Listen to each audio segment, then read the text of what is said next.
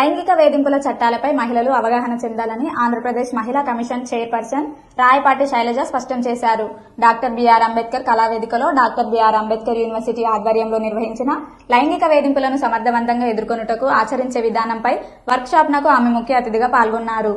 ఈ సందర్భంగా ఆమె మాట్లాడుతూ తాను మహిళా కమిషన్ చైర్పర్సన్ గా ఇటీవల పదవి బాధ్యతలు చేపట్టిన తర్వాత ఎక్కువగా గృహహింసకు సంబంధించి ఫిర్యాదులు వచ్చాయన్నారు.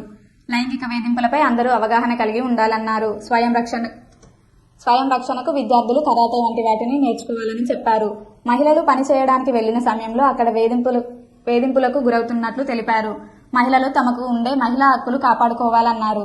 సంఘటిత రంగాల్లోనే లైంగిక వేధింపులకు గురవుతున్నట్లు వివరించారు. మహిళలు తమకు జరుగుతున్న లైంగిక వేధింపులను ఫిర్యాదు చేయడానికి ముందుకు వచ్చి చట్టాలపై అవగాహన పెంచుకోవాలన్నారు. బయటికి పనికి వెళ్తున్నప్పుడు సంతోషంగా వెళ్లాలని, కొంతవారికి జరుగుతున్న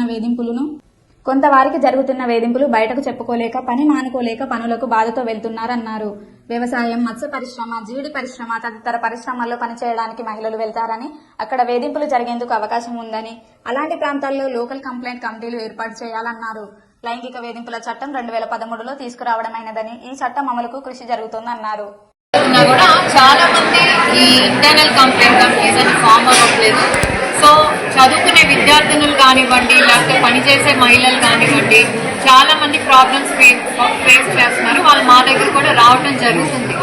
సో దీన్ని బేస్ చేసుకుని మేము స్టడీ చేశాక అట్లీస్ట్ కమిషన్ తరఫు నుంచి ఫాస్ట్ యాక్ట్ అనేది స్ట్రిక్ట్ గా ఇంప్లిమెంట్ చేయాలి, దీని మీద అవగాహన పెంచాలనే ఒక నిర్ణయానికి వచ్చి మేము ప్రోగ్రామ్ స్టార్ట్ చేయడం మొదలుపెట్టాం. దీంట్లో భాగంగా సో శ్రీకాకుళం రావటం, Ambedkar university department of social work తో కలిసి ఫస్ట్ ప్రోగ్రామ్ పెట్టాం. ఎందుకంటే పనిచేసే చోట 2 సెక్టర్స్ ఉంటాయి, organise sector, unorganised sector. Organise sector అంటే అక్కడే ఐసీసీస్ ఫామ్ అవ్వాలి, ఉండాలి, అక్కడే ఇబ్బందులు ఎదురవుతున్నప్పుడు ఏదైతే అన్ఆర్గనైజ్ సెక్టర్స్ ఉంటారంటే పొలాల్లో పనిచేసే వాళ్ళు కానివ్వండి, లేకపోతే చిల్లీ ఫార్మ్స్ లో పనిచేసే వాళ్ళు, లేకపోతే ఈ ప్రాంతానికి వస్తే జీడిపప్పు ఫ్యాక్టరీలో పనిచేసే వాళ్ళు, లేకపోతే మత్స్య రంగంలో పనిచేసే వాళ్ళు. ఎందుకంటే ఇవన్నీ కూడా సీజనల్ అన్నమాట, ఎప్పుడు పని ఉంటే అప్పుడు వెళ్తారు. అది నెల రోజులు అవ్వండి, 2 నెలలు 3 నెలలు అలా వెళ్తూ ఉంటారు. కాబట్టి వాళ్ళకంటే ఆర్గనైజ్డ్ గా ఉండదు, వాళ్ళకి అక్కడ చట్టాలు ఏమి అప్లై అవ్వవు, లేకపోతే వాళ్ళకి ఒక సామాజిక భద్రత ఉండదు, వాళ్ళ గౌరవానికి భద్రత ఇవేమీ కూడా ఉండట్లేదు అనమాట. సో కొన్ని ఎన్జిఓస్ తో మాట్లాడినప్పుడు ఏం చెప్పారంటే ఇలాంటి సెక్టర్స్ ఏదైతే ఉన్నాయో అన్ఆర్గనైజ్డ్, అక్కడ చాలా మందికి ఇన్సిడెంట్స్ అనేవి ఎక్కువ జరుగుతున్నాయి. కానీ ఒక భయంతోనో లేకపోతే చట్టాల మీద అవగాహన లేకపోవటం వల్ల కూడా చాలా మంది బయటకు వచ్చి చెప్పట్లేదు. సో అందుకని ఈ రోజు ఇక్కడికి వాళ్ళని కూడా పిలిపించడం జరిగింది. దాదాపు ఒక 150 మంది వచ్చారు అలా పనిచేసే వాళ్ళు. ఎందుకంటే చదువు లేకపోయినా పర్లేదండి, కానీ బేసిక్లీ మన హక్కులు కాపాడుకోవటానికి, మన గౌరవాలు కాపాడుకోవటానికి చట్టాలు ఏవైతే ఉన్నాయో దాని మీద అవగాహన అనేది తప్పకుండా ఉండాలి. సో దాంట్లో భాగంగా ఈ రోజు ఈ ప్రోగ్రామ్ పెట్టడం జరిగింది. దీన్ని ఎలా నివారించాలి, ఎందుకంటే ప్రభుత్వం, పోలీసులు కలిపి కూడా ఆంధ్రప్రదేశ్ ఒక సురక్షితమైన ప్రాంతంగా ఉండాలని చెప్పి చాలా వరకు స్ట్రిక్ట్ గా పోలీసింగ్ చేస్తున్నారు.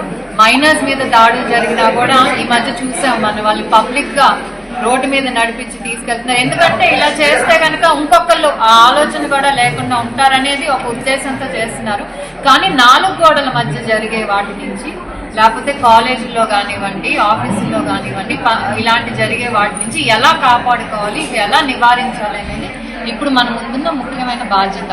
సో దాంట్లో భాగంగా ఏంటంటే డిస్ట్రిక్ట్ కలెక్టర్ అడ్మినిస్ట్రేషన్ కి కలెక్టర్ గారు సుపీరియర్ కాబట్టి ఆయన ద్వారా స్ట్రిక్ట్ గా ప్రతి ఇన్స్టిట్యూట్ కానివ్వండి, ఫ్యాక్టరీకి కానివ్వండి నోటీసులు పంపించి డెఫినెట్లీ ఇంటర్నల్ కంప్లైంట్ కమిటీస్ అనేవి ఫామ్ అవ్వాల్సిందే. ఒక అయ్యాక కూడా దాన్ని కేసెస్ కూడా ఏదైతే డే టు డే చూస్తామో వీటిలో చాలా కూడా ఆన్లైన్ ఇన్ఫ్లుయెన్స్ లేకపోతే సోషల్ మీడియా ఇన్ఫ్లుయెన్స్ వల్ల రీసెంట్ గా ఏదైతే వైజాగ్ లో జరిగింది, ఒక మైనర్ బాలుడు మైనర్ గర్ల్ మీద చాలా దురదృష్టం. అది కూడా ఏంటి, అబ్బాయి ఒక వీడియో చూసి దాన్ని ఎక్స్ప్లోర్ చేయడం, ఏదో ఒక పాప మీద. సో ఇలాంటివన్నీ ఏంటి, ఇట్స్ నాట్ ఒక స్టేట్ కాదు, ఒక సెంట్రల్ డెసిషన్ అనేది అవ్వాలి. ఎందుకంటే ఇప్పుడు ఓ పక్క టెక్నాలజీలో మనం ముందుండాలి, టెక్నాలజీని అలవాటు చేసుకోవాలంటారు, అలాగే దాన్ని మనల్ని కానివ్వండి, మన పిల్లల్ని కానివ్వండి, దాని నుంచి కాపాడుకోవాలంటే ఎలాంటి చట్టాలు తీసుకురావాలనేది కూడా వెరీ ఇంపార్టెంట్.